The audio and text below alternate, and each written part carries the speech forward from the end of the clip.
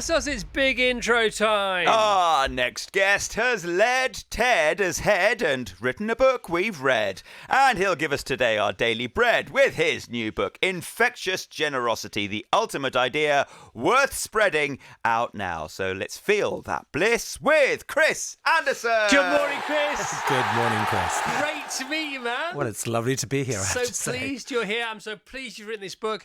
For people who don't know about you, can you give us a sort of mile-high view of a little sort of potted history of your career, your life so far? My parents were missionaries. I was born in Pakistan, grew up in Pakistan, India, Afghanistan, came to England, got educated, ended up becoming a journalist, and then got obsessed with computers, like obsessed, and started a company. It was a great time to make computer magazines. So I made a lot of those. Went to America and made some more, and other specialist magazines. And then in the late 90s, discovered this crazy, weird conference called TED. Kind of fell in love with it. Had a chance to buy it, which was a great thing because my company was blowing up in the dot-com crash of 2000, 2001. Blowing up in a bad way? In a bad way. Yes. Yes. It's actually survived and it's thriving again. It's called Future PLC. It's still here, and I love it, but I'm no longer part of it. I did this sideways move to taking over TED. As a non-profit, basically, but to grow it from one conference to sharing the stuff online. All right, a couple of questions. Here we go, off the back of that response. Wasn't it an ironic time when there were lots of magazines about computers? Well, it was. It was the only way, before the internet, that was the only way you could find out about what was going on. Which is so mad, because it's the opposite of what they're talking about. No, well, indeed. And we probably should have seen the writing on the wall more clearly, that they were coming to eat us all. And so then you get your first experience of TED. First of all, what does it stand for? When did you first hear that acronym as TED, TED? Yeah, so it's technology, entertainment, and design. An odd mix, actually, you would think. And it was a conference held in California to try and bring together those three industries. So it started actually way back in 1984, which was the year that the Apple Mac came out and the year that the first CDs were done. So if you think about that, there's technology, entertainment, and design wrapped up in them, and people were going, whoa, synergy. But the weird thing was that by having a conference where people have to speak to people outside their industry, it makes them talk a different way. They talk to explain. Yes. And they talk shorter. And so it was kind of amazing. Like it took you out of your world into a broader world of understanding. I find it super inspiring, as did a lot of other people. So what was the blue touch paper that lit the explosion, which the likes of which the world has still not seen since, that became TED on YouTube, for example? Well, it was basically YouTube. It was the arrival of online video, which seems like just another little technology, but it's actually quite profound when you think about it, because it's the first time that humans have been able to scale to an unlimited number of people. Anything that you can capture on video can now scale to countless millions, billions of people. So that was huge. And we found ourselves saying, oh my goodness, here we are. We've got this interesting content. We should probably share it with the world. And even though we were worried it might blow up the conference, because who would pay for a conference if the content was free? Yeah. But it turned out that by giving this stuff away, it was the best, not just like a nice move to make, it was the best business move you could actually make, because more people than ever were interested in the conference.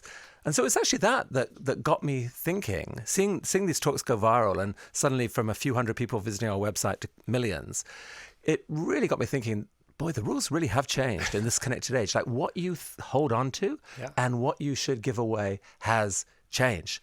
And so, and so that became our strategy. We gave away our brand, TEDx event, and let other people do TED events that we couldn't control, which was occasionally really embarrassing. Bad things happened, but not that many. Mainly it was amazing. And there are now 3,000 events around the world.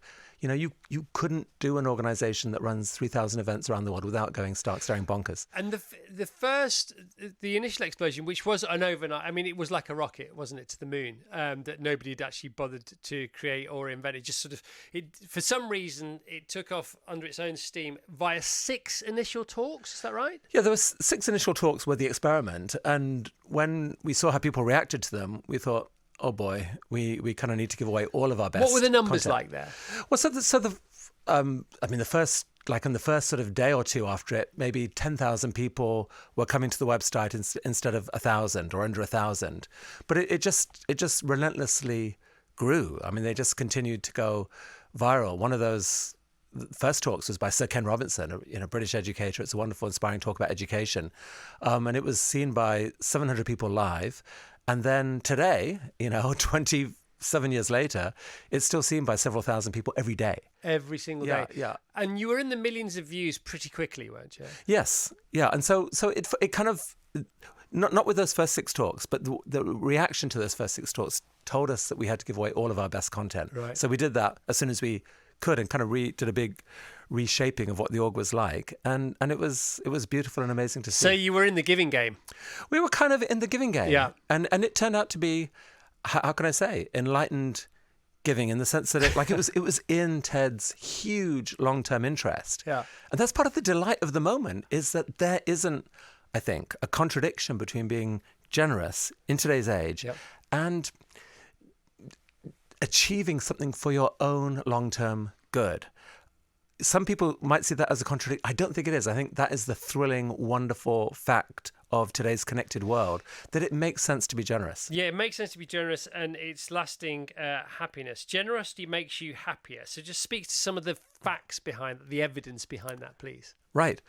So this is backed up by a lot of science. I mean, the biggest single thing was this giant Gallup survey that was done of like a couple 100,000 people across the world, where they asked people a lot of things about their lives, including, did you give anything away to charity or to other causes in the last month? The people who did were on average as much happier than the people whose incomes had doubled. So that is crazy, right? Because most of us are obsessed with, if I could only make 20% more money, that would solve most of my problems.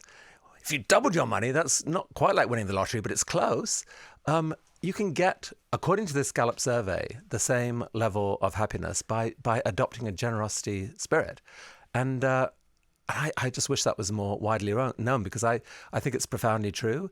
There are a lot of things that get in the way of people doing that. It's frightening to give in some ways. No one wants to let go. We have loss aversion.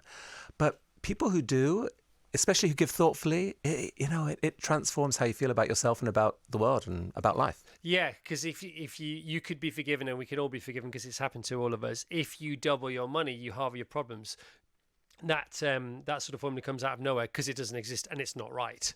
No, it doubles your stress most likely as well. Yeah, it does. And and adding is often something that we think is the way to solve things, and taking away is often the way. Yeah. It's also good for business, isn't it? It's also good for big business, and this has been proven as well. So I think this is true in this age that we're in, that really every business could take a day out to brainstorm, what's our generosity strategy? Because most businesses are successful today only because of the people they have. Like the value that's created today is basically products of the human mind. And those people don't, or the best of them, don't want to work for a company that is not contributing. It's not doing its fair part to contribute to the common good. So if you want to recruit great people, you need a great story. And the truth is, you can have an amazing story by giving away something. If you have a great asset that can be shared online, that may turn out to be the thing that helps you more than anything else, because suddenly millions of people know about you. I think there are a bunch of risks that companies could take that it would amaze them what the response would be to those risks. Yeah, and low risks. I mean, in some ways, low risks. In some ways, not. I mean, someone might have knowledge that they view as commercially sensitive, but it's possible that if you created a free online course to share that knowledge, you'd be giving it to competitors, but you'd also be putting a standard flag in the ground saying, we're the world leader in this. This is, we believe in this.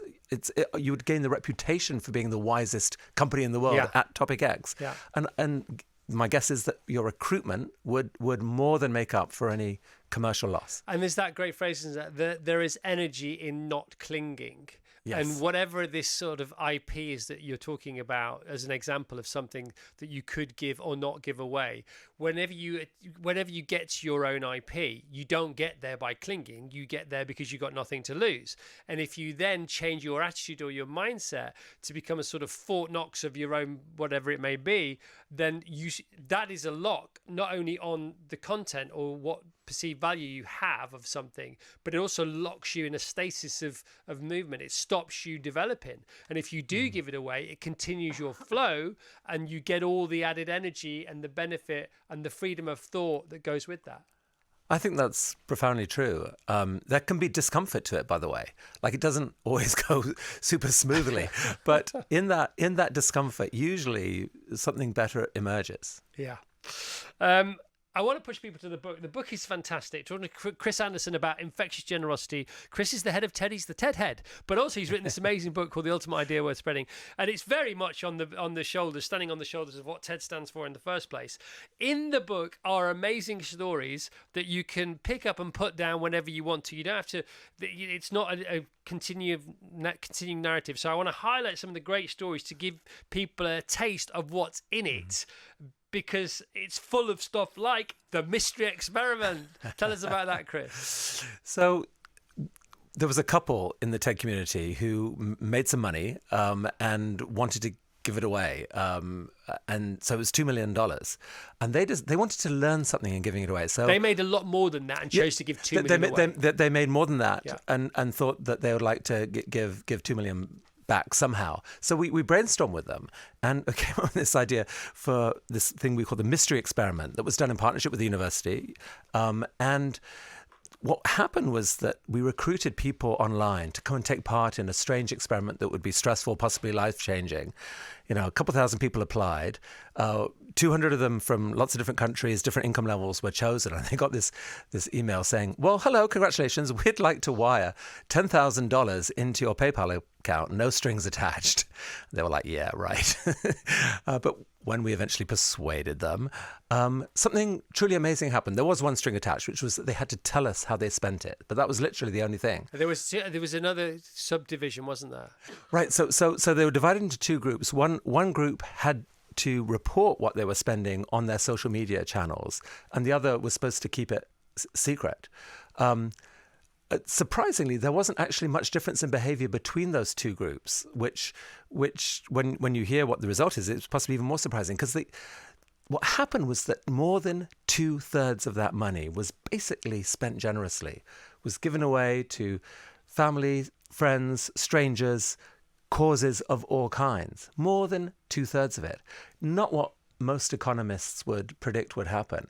And so this was like a huge wow for me personally, for the researchers. They published 2 papers. There's a third coming about this. It's the biggest social psychology experiment around generosity of this type that's happened. And it just shows that we're wired to respond to generosity. We're a social species. Someone gives you something and you want to respond. And I spoke to a lot of the recipients. I said, what on earth? Why did you do this? And they said, look, if I'd won the money in a lottery, I probably wouldn't. But because this money had been given to me, I felt seen. I wanted other people to feel seen the way I'd been seen. It was the most beautiful thing. Yeah, because the book's called Infectious Generosity, and you can infect other people with generosity, but you can also keep reinfecting yourself with the same seed. Yes, yeah, you can become addicted to generosity in a beautiful way. It's I do warn people in the book. It's a dangerous book to read because you may get infected, but it is a beautiful infection, and hopefully you wish never to recover.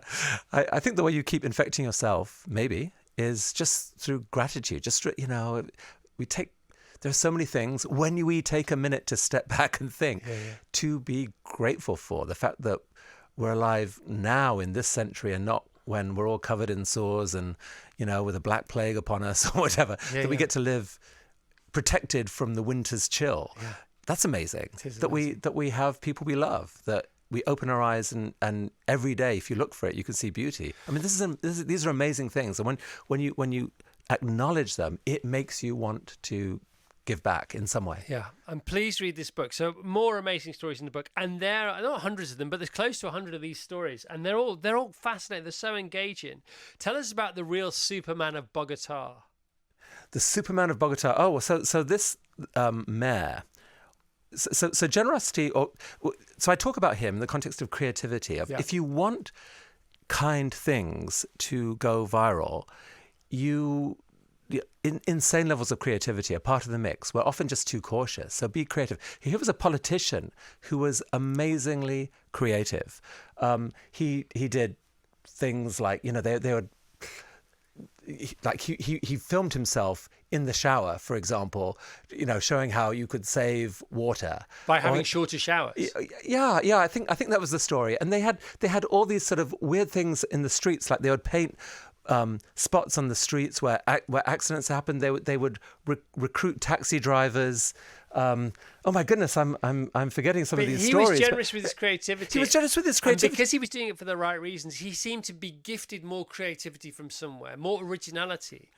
He won support. So one of the things that they did was he offered people to add on to what they were paying in taxes generously. They could just do it and they would be recognized. Yeah. So this is a really powerful idea, that the amount of tax that people paid went up and people were delighted by it. Like, imagine that. A political stance that allows people to be joyful about the extra tax that they're paying. So yeah, creativity is huge. And again, once you sort of, it's a bit like taking the stabilizer off your bike. If you crack a creative nut for the right reason, you then hear the language as it's being spoken to you on a daily basis, and you can start to download it from wherever it comes from, as long as you start then paying it forward and dishing it out. Another beautiful part of the book is where you say, where Immanuel Kant was wrong, Joey from Friends was right. Speak to that if you don't mind. So the philosopher Immanuel Kant was famous for saying, generosity is only real if it is done purely from moral reasons, sort of moral purity. If there's any other mixed motive in there, it's not really an act of altruism or kindness or generosity. And I used to agonize about this as a philosophy student, actually. I was like, well, wait a sec. How can that be? Like people have some reason to do something, even if it's just like, if I scratch my conscience feels better. That's a reason that benefits me. Does that mean that the act wasn't pure? And the truth is, I think he's just wrong on this. I think psychologists know that people act for so many different reasons. There is always a reason. And if we sort of get cynical about every act of generosity where there's something else in it for the person, we'll get excited about nothing, and we'll do nothing good ourselves. So I think, in a way, generosity is always, even as it was taught to me, give and you shall receive.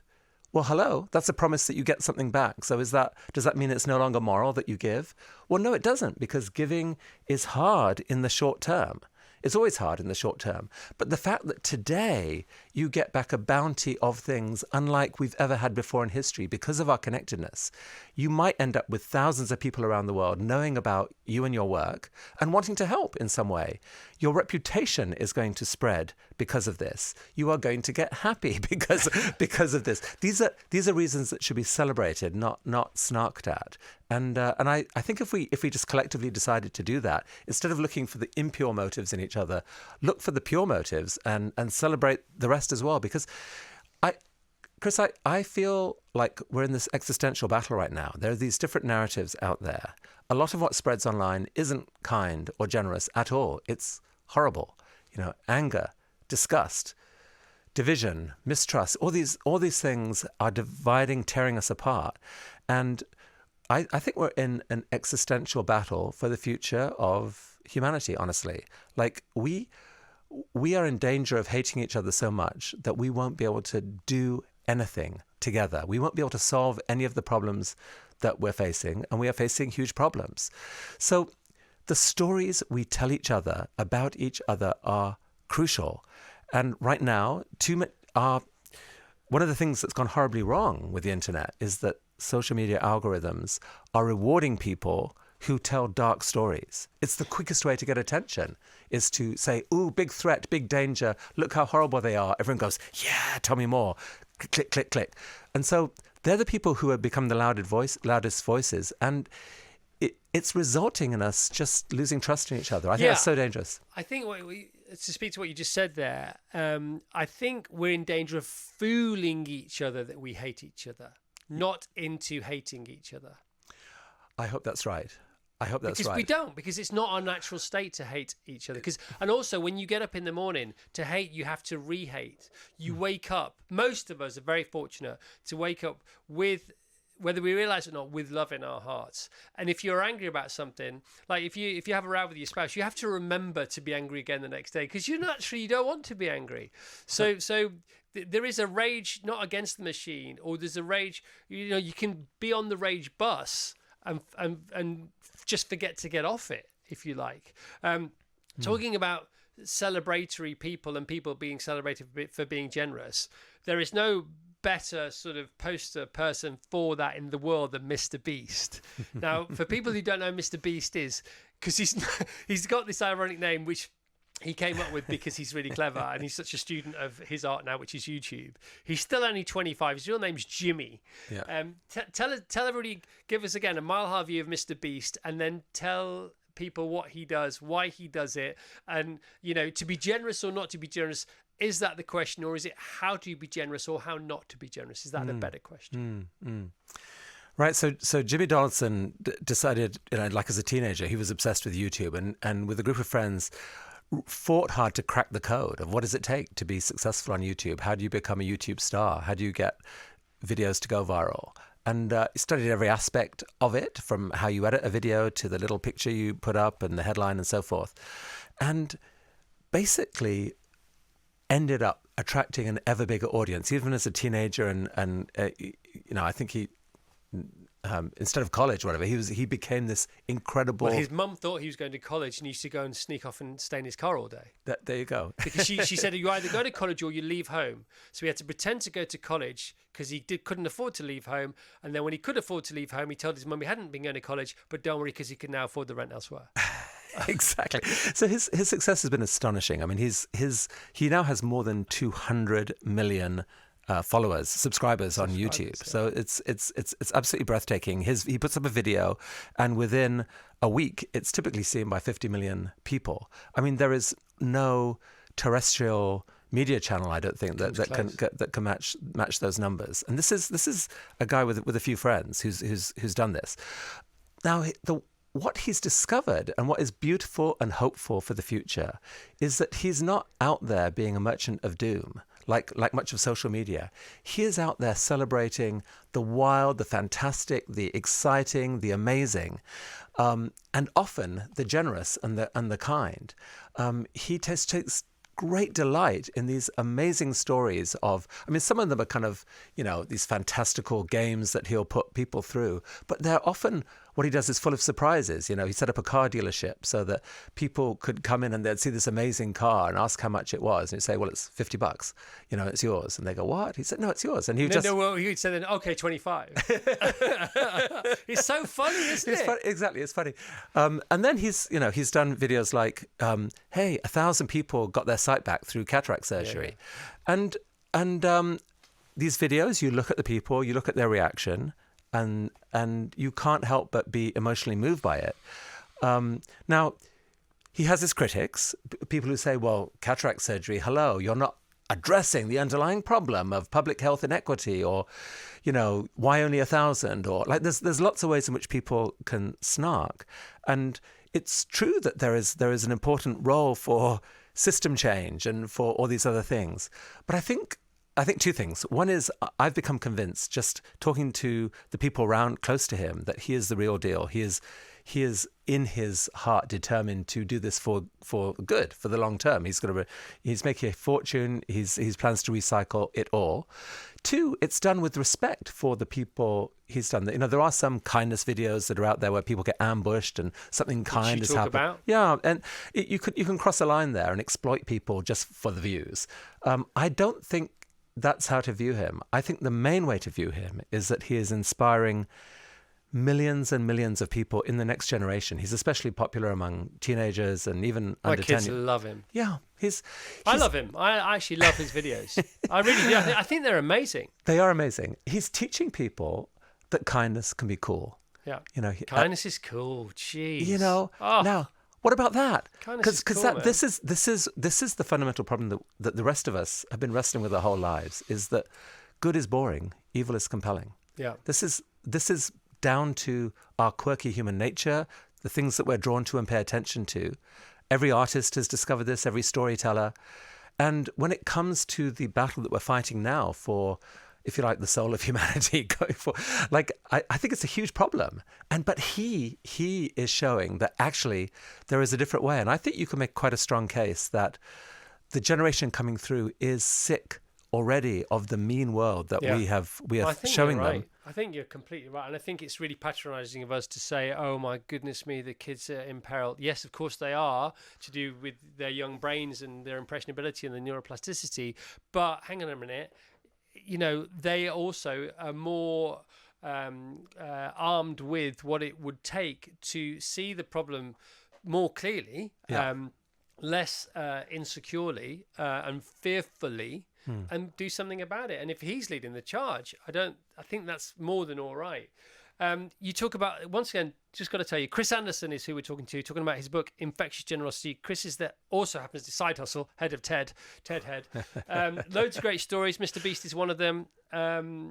Tell us about Jeff Bezos' ex-wife. She's in there as well. She makes the cut. Yes. Mackenzie Scott. So Jeff and Mackenzie got divorced a few years ago. She was she was owed in that settlement like $60 billion. Right. And she amazingly pledged to give it all away, and to do it without the way that philanthropy is normally requires of people who receive the money. Normally people are put through this incredibly painful process of endless meetings, grant applications, bureaucracy, check. It's micro investigation. You know, normally someone like her might hire a huge family office and, you know, make it. She decided to give away the money with as few strings attached as possible, to use her judgment on who was doing something that mattered, and then just write them a big check. And she's the pace at which she's given money away is unmatched by any of the very rich. I mean, I've got to spend time with Mackenzie. She's just an extraordinary human being, and she's deadly serious about doing this. And I know of more than a dozen organizations who've been transformed by her generosity, and it's beautiful to see. It's really, really beautiful to see. And one interesting thing about her is, you know, like we normally say, oh, generosity has to be done anonymously. She's the most modest person you could imagine. She won't take the limelight. She won't do big public interviews or anything like that. But she wants the organizations to be known. She knows that the fact that she's given money to them helps inspire other people to give, helps the organizations themselves gain traction. So she's willing to let that fact be known. And it's another example of how the rules have changed in the age that we're in. It's okay for acts of generosity to be known. It really is. The book is in 3 parts, and the jam in the sandwich is part 2. How? Everyone can play a part. 6 ways to give that aren't about money. Attention, bridging, knowledge, connection, hospitality, enchantment. Catalysts of contagion. How to shift generosity from invisible to viral. Pass it on. How infectious generosity depends on the stories we tell. And what about money? How to move beyond impulse giving.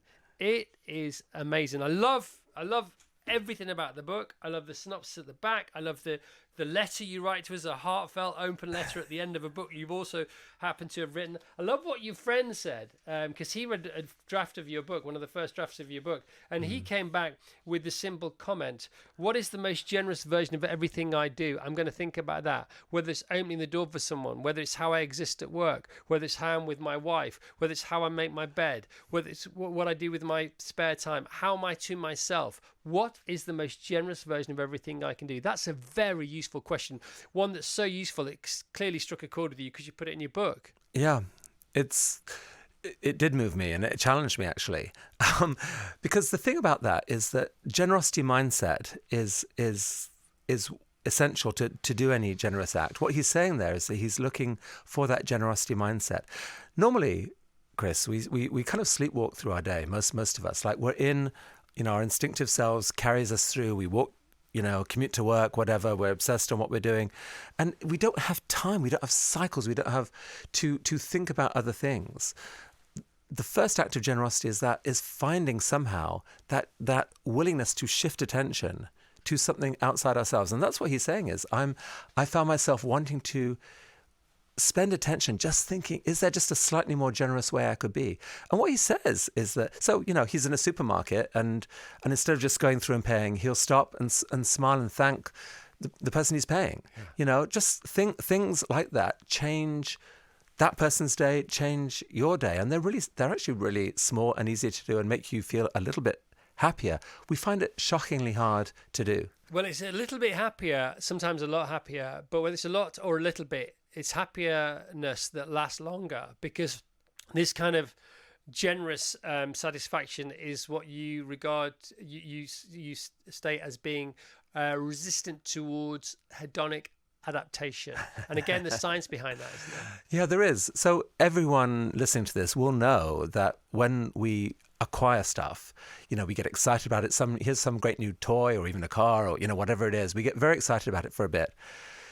A few months later, it's just part of our lives, and we don't. Yeah, and it's sort of, do we get joy from it? It's just we don't, and it's a really, really annoying fact about us that our brains are never satisfied. Yeah. We want more. The other kind of happiness, though, from giving, it seems to be significantly longer lasting. Like people who give money away, they just, or any kind of generosity, energy. Any of those things, it goes deeper. Because it's not just a sort of scratching of material satisfaction. It's your reflective self saying, oh, I like this version of myself. There's an element of pride, of delight. I can be this person, and it stays with you. It changes your self-esteem in a way. It's like, well, it's a change of energy, isn't it? Yeah. You can look at yourself in the mirror metaphorically or really when you're in this state, and you feel the energy coming from you, as opposed to you trying to grab it from elsewhere and bring it towards you. And it's a definite. For me, it's simple plus or a minus. It's either positive energy going out, or it's minus energy trying to cling on to things or grab things from elsewhere, trying to consume some kind of satisfaction, trying to take as opposed to give. And there's that lovely bit you talk about at the beginning of the book. Are you a net giver or are you a net taker? Right. So I think that's a powerful question, honestly, because there are so many different kinds of generosity and we all get very confused about different aspects in our life. Ultimately, what links them all is that question, when you take everything into account, no one's perfect. We all consume at part of the planet's bounty. We all have done things that we're not proud of. Am I a net giver or a net taker? Because if, on average, all humans were net givers rather than net takers, we're going to be just fine. We're going to be just fine. It's so true. It's so true. I am a net taker. I'm a net taker. No, I give, but I've got to be a net taker. Well, I would challenge that, actually, because I was thinking about Infectious Generosity coming in and thinking about what you do. I mean, you've got an amazing platform. You're very lucky. But I mean, millions of people in Britain wake up feeling crap, and then they listen to you and feel less crap. And you are spreading delight and laughter and just a form of joy to a lot of people every damn day you're on the air. That makes you a massive net giver. But I'm getting paid for it. That's okay. Is that okay? That's of course that's okay. But so doing meaningful work, I think, is one of the most important things. And if you are working for a company that you believe in, that is a huge gift, and you should get a lot of joy from that. If you're working for one that you don't believe in, that you think is not, you're spending most of your waking hours doing something that isn't net giving. So your choices there are obviously if you can find different work, but actually companies can be nudged, can be changed by quite a small group of employees. We're nudging, don't worry about that. Quite a small group of employees can make a huge difference. And by the way, happy to be nudged. They're happy to be nudged, which is great. So I know you mentioned Thich Nhat Hanh in the book. So talking about right livelihood there. So there's the eightfold path if you're interested, which is right perspective, right thought, right speech, right action, right livelihood, right diligence, right mindfulness, and right consciousness, and concentration. And then you get into that. Could talk to you on one. Vas had loads of questions for you. Sorry, Vas, completely hogged the interview. Do apologise. It's in a bit of flow there. Yeah. Don't think you mind. Chris, we're out of time. Anything else you'd like to say?